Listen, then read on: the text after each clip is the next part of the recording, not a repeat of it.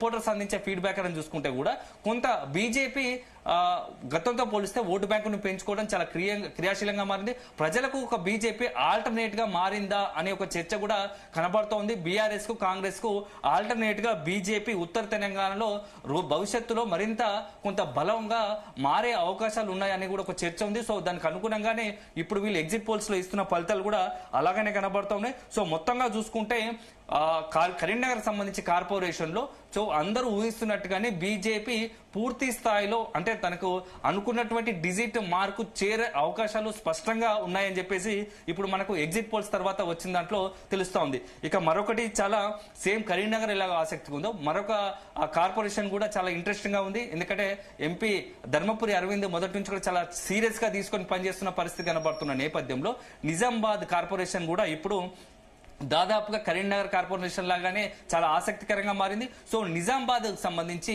ఎలా ఉండబోతా ఉంది అనేది ఒకసారి మనం పరిశీలిస్తే నిజామాబాద్ కార్పొరేషన్ లో 10 నుంచి 16 డివిజన్లు కాంగ్రెస్ పార్టీ గెలుచున్నట్టుగా ఈ ఎగ్జిట్ పోల్స్ చెప్తా ఉంది. సో బీఆర్ఎస్ కేవలం 2 నుంచి 4 డివిజన్లు మాత్రమే నిజామాబాద్ కార్పొరేషన్ లో 2 నుంచి 4 డివిజన్లు మాత్రమే బీఆర్ఎస్ గెలిచే అవకాశం ఉందని చెప్తుండగా ఇక బీజేపీ బీజేపీ దగ్గరకు వస్తే 26 నుంచి 31 స్థానాలు బీజేపీ గెలిచే అవకాశాలు ఉన్నాయని చెప్పేసి ఇక్కడ స్పష్టంగా ఇక్కడ ఎగ్జిట్ పోల్స్ లో చెప్తా ఉన్నారు. అదే సందర్భంలో ఎంఐఎం 8 నుంచి 12 డివిజన్లు గెలుచుకునే అవకాశం కనబడుతోంది. సో ఇక ఇతరులు 1 నుంచి 2 స్థానాలు. సో అల్టిమేట్ గా ఇక్కడ కూడా చూసుకుంటే మెజార్టీ సీట్లు నిజామాబాద్ కార్పొరేషన్ లో బీజేపీ కైవసం చేసుకోబోతా ఉంది.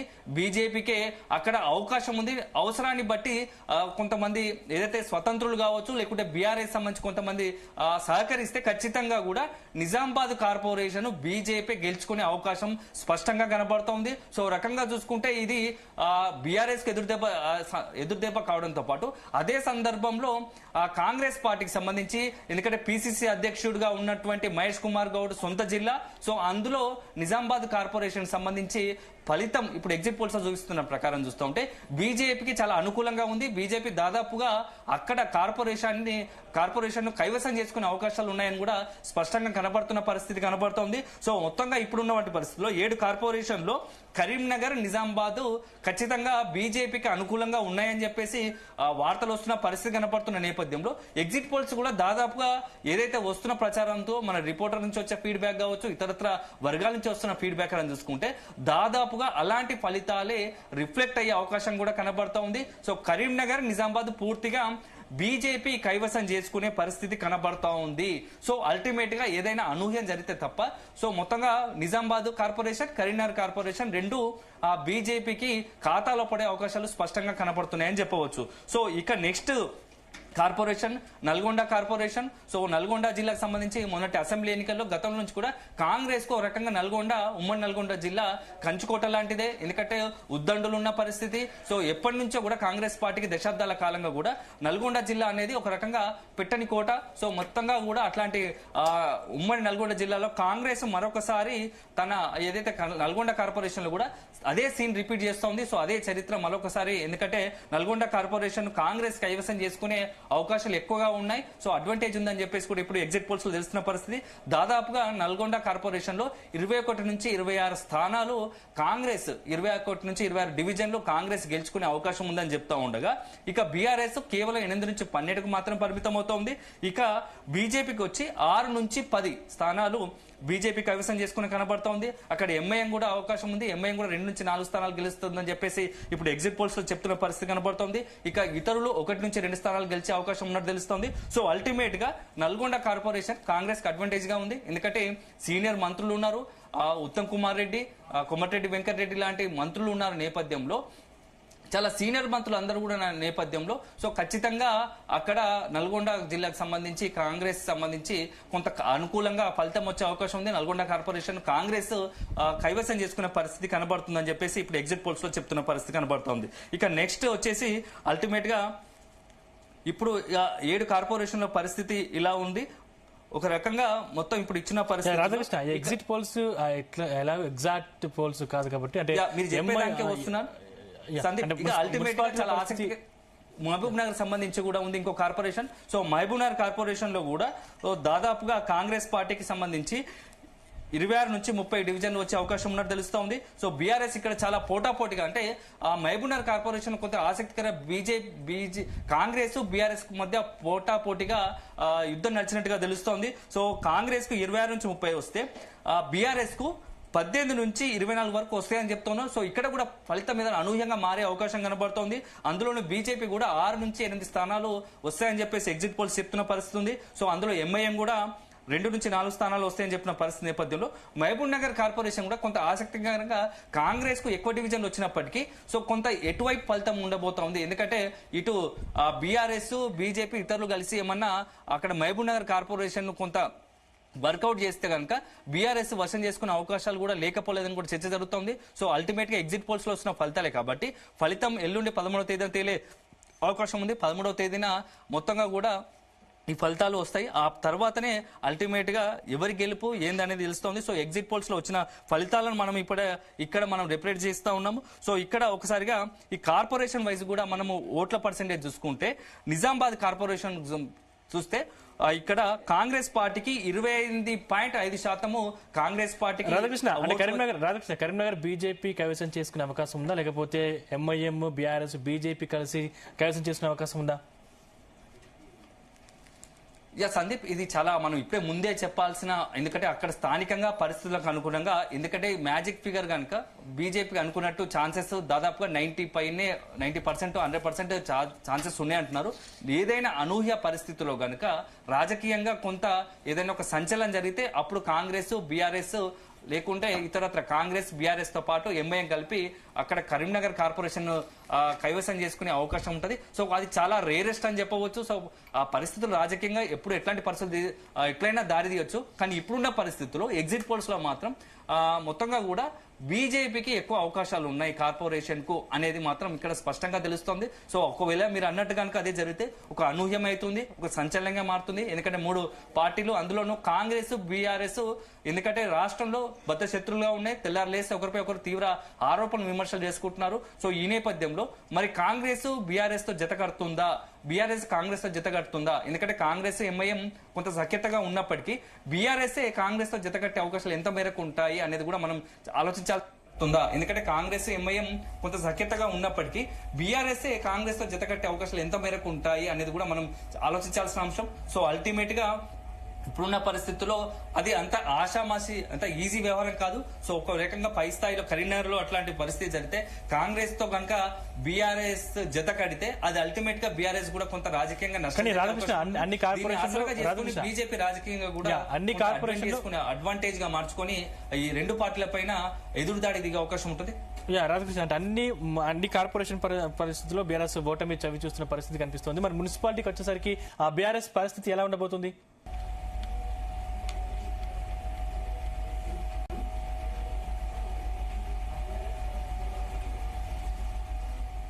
నేపథ్యంలో కొంత మొత్తం ఇప్పుడు వచ్చిన వాటిలో చూస్తుంటే దాదాపు కార్పొరేషన్ మున్సిపాలిటీలో కొన్ని చోట్ల 2వ స్థానానికి మరి కొన్ని చోట్ల 3వ స్థానానికి పరిమితమైన పరిస్థితి కనబడుతోంది. ఓ రకంగా ఎందుకంటే బీఆర్ఎస్ కి ఇటీవల కాలంలో వరుసగా జరుగుతున్న 2వ స్థానానికి మరి కొన్ని చోట్ల 3వ స్థానానికి పరిమితమైన పరిస్థితి కనబడుతోంది. ఓ రకంగా ఎందుకంటే బీఆర్ఎస్ కి ఇటీవల కాలంలో వరుసగా జరుగుతున్న పరిణామాలు కావచ్చు, అసెంబ్లీ ఎన్నికల తర్వాత జరుగుతున్న పరిణామాలు, అసెంబ్లీ ఎన్నికలు, పార్లమెంట్ ఎన్నికలు, సో ఉప ఎన్నికలు 2 ఉప ఎన్నికలు కంటోన్మెంట్ కావచ్చు.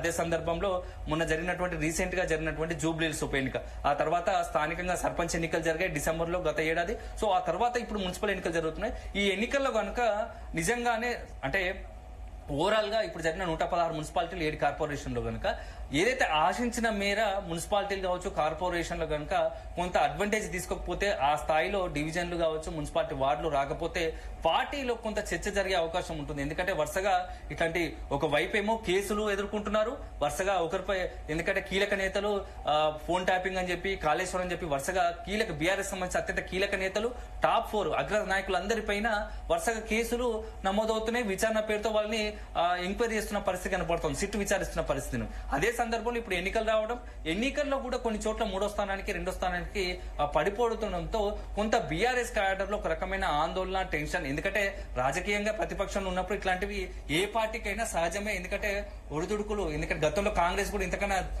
గతంలో వన్ సైడ్ గా మున్సిపాలిటీలు, కార్పొరేషన్లు సింగిల్ 90%, 100% స్ట్రైక్ రేట్ తో గత 2 దఫాలుగా బీఆర్ఎస్ గత 2 ఏళ్ల అధికారంలో కైవసం చేసుకున్న పరిస్థితి ఉంది. సో 10 ఏళ్ల తర్వాత ఇప్పుడు 3వ దఫాలో ప్రతిపక్ష పాత్ర పోషిస్తా ఉంది తెలంగాణ వచ్చిన తర్వాత. సో ఇట్లాంటివి ఖచ్చితంగా ఏ రాజకీయ పార్టీకైనా కొన్ని సందర్భాలు ఇలాంటి గడ్డు పరిస్థితులు రాజకీయంగా తప్పవు. ఎంత పెద్ద పార్టీ అయినా అట్లాంటి పరిస్థితులు ప్రతిపక్ష పాత్ర పోషించాల్సిందే. ఎందుకంటే అల్టిమేట్ గా ప్రజలు ఒక తమ ఓటు హక్కు ద్వారా ఏ పార్టీని ఆదరిస్తారో, ఏ పార్టీకి అనుకూలంగా ఉంటారో, ఏ పార్టీకి మద్దతు ఇస్తారో అది ఓటు ద్వారా జరుగుతుంది కాబట్టి. సో ప్రస్తుతం ప్రతిపక్ష పాత్రకే బీఆర్ఎస్ పరిమితమై వచ్చిన నేపథ్యంలో ఈ మున్సిపల్ ఎన్నికల్లో కూడా కొంత బీఆర్ఎస్ పార్టీ అనుకున్నట్టుగా కూడా ఫలితాలు రాకపోతే మాత్రం ఖచ్చితంగా కొంత క్యాడర్ లో బీఆర్ఎస్ శ్రేణిలో మాత్రం కొంత చర్చ జరిగే అవకాశం ఉంటుంది. సో పార్టీలో కొంత ఏదైనా కొంత మార్పులు జరగాల్సి ఉంటుంది. సో పార్టీ పరంగా, ఎందుకంటే గతంలో జూబ్లీహిల్స్ ఎన్నికల్లో కూడా చాలా ఎంతో ఎక్స్పెక్ట్ చేశారు. ఖచ్చితంగా జూబ్లీహిల్స్ ఉప ఎన్నికల్లో అట్లీస్ట్ 5,000, 10,000 మెజార్టీతో, 5 నుంచి 10,000 మెజార్టీతోనైనా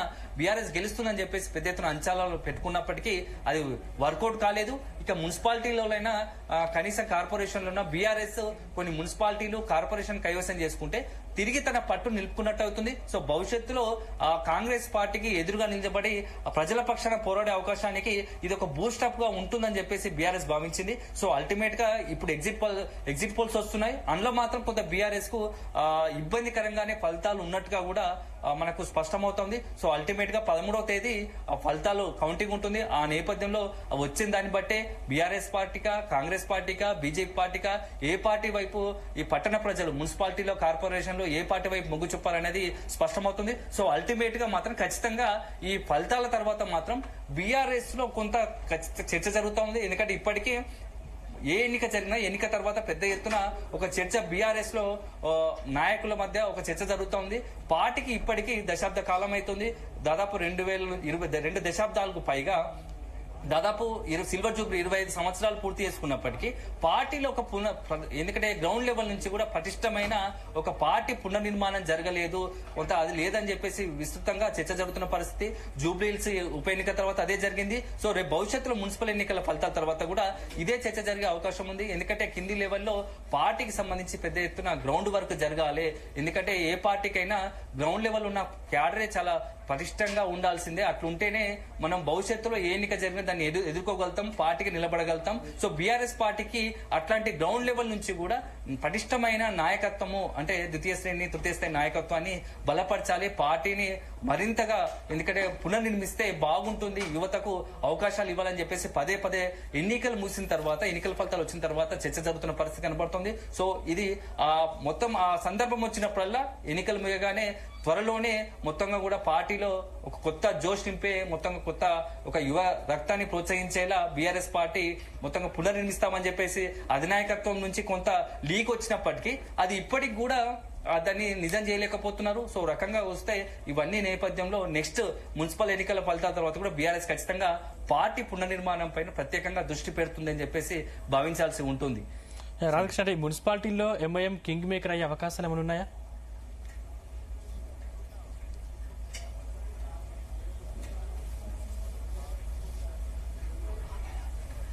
ఇప్పుడున్న వీళ్ళు ఎగ్జిట్ పోల్స్ లో ఇచ్చిన ఫలితాలు చూస్తూ ఉంటే సో బీజేపీకి కాంగ్రెస్ కరీంనగర్ కావచ్చు, అదేవిధంగా నిజామాబాద్ కావచ్చు, 2 కార్పొరేషన్ లో దాదాపుగా అడ్వాంటేజ్ గానే బీజేపీకి ఉంది కాబట్టి సో అక్కడ కాంగ్రెస్ భావించినట్టుగానే ఎంఐఎం కీలకం అవుతుందని అనుకున్నప్పటికీ ఇప్పుడున్న ఎగ్జిట్ పోల్స్ లో వచ్చే ఫలితాలు చూస్తుంటే మాత్రం కొంత ఎంఐఎం వచ్చేసి డివిజన్ల ద్వారా కాంగ్రెస్ కు అడ్వాంటేజ్ లేకపోయే అవకాశం, ఎందుకంటే సీట్లు పెరిగినప్పటికీ కాంగ్రెస్ అది వాడుకునే అవకాశం లేదు. ఎందుకంటే బీజేపీ ఫుల్ ఫ్లెడ్జ్ గా, ఎందుకంటే ఎక్స్ అఫోషియో సభ్యులు ఉంటారు నిజామాబాద్, కరీంనగర్ జిల్లా నుంచి కాబట్టి అడ్వాంటేజ్ ఆటోమేటిక్ గా కరీంనగర్ అదేవిధంగా నిజామాబాద్ 2 కార్పొరేషన్లు కూడా బీజేపీ కైవసం చేసుకునే అవకాశాలు ఎక్కువ ఉన్నాయి కాబట్టి సో అట్లాంటి పరిస్థితి. ఎందుకంటే ఒకవేళ గనక 13వ తేదీ కౌంటింగ్ సందర్భంలో గనక హంగు టైప్ ఏర్పడితే అప్పుడు ఉన్నటువంటి ఎంఐఎం గనక ఒక 7-8 స్థానాలు కరీంనగర్ కార్పొరేషన్, నిజామాబాద్ లో వచ్చుంటే అప్పుడు మాత్రం ఖచ్చితంగా వాళ్ళు